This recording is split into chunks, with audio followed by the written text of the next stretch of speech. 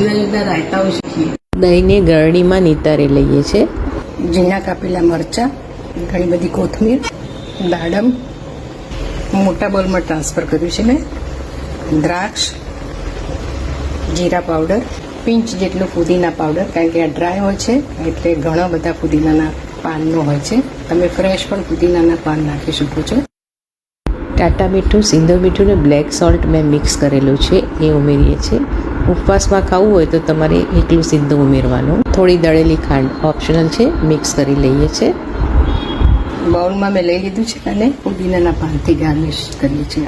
રાયતાને ઠંડુ કરીને ખાશો તો ખૂબ સરસ લાગશે. પણ ન ભાવતું હોય તો રૂમ ટેમ્પરેચરમાં પણ મૂકીને ખાઈ શકો છો.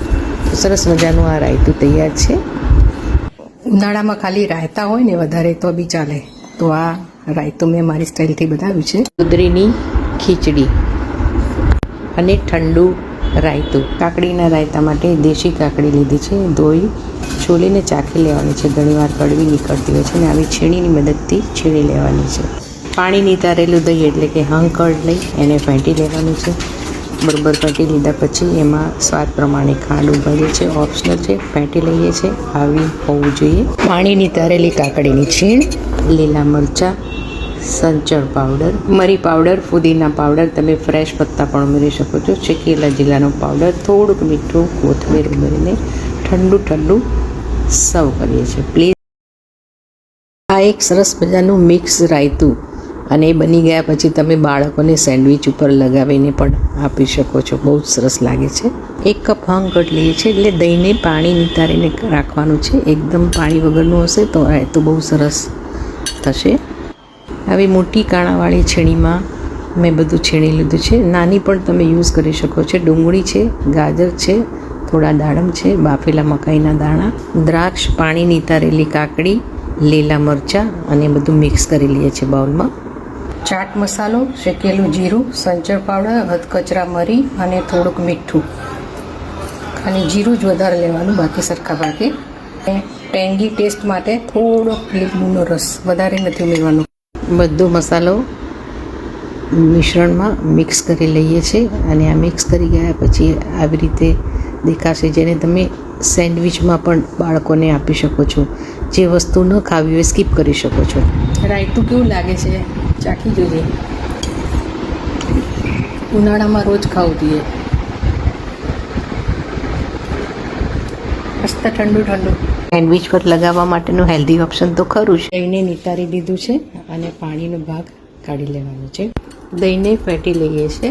બીટને પહેલાં ધોઈ લીધું છે. અહીંયા હું બીટ બાફતી નથી, સીધું જ કાચું જ આપણે ઉમેરીએ છીએ. છીણીને નાખવાનું છે એટલે છોલી લઈએ છીએ, પહેલાં છીણી લઈએ છીએ.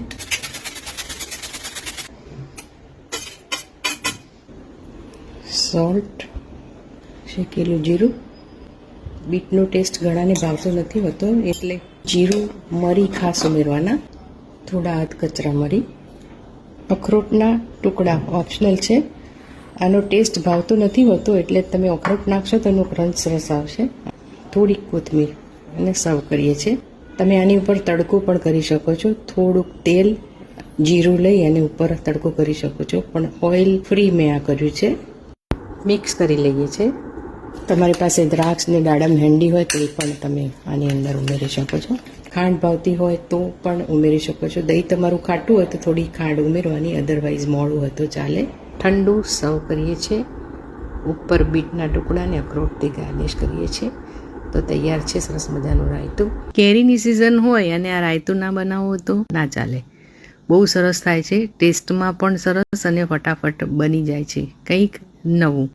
1 કપ હંકડ લઈએ છીએ.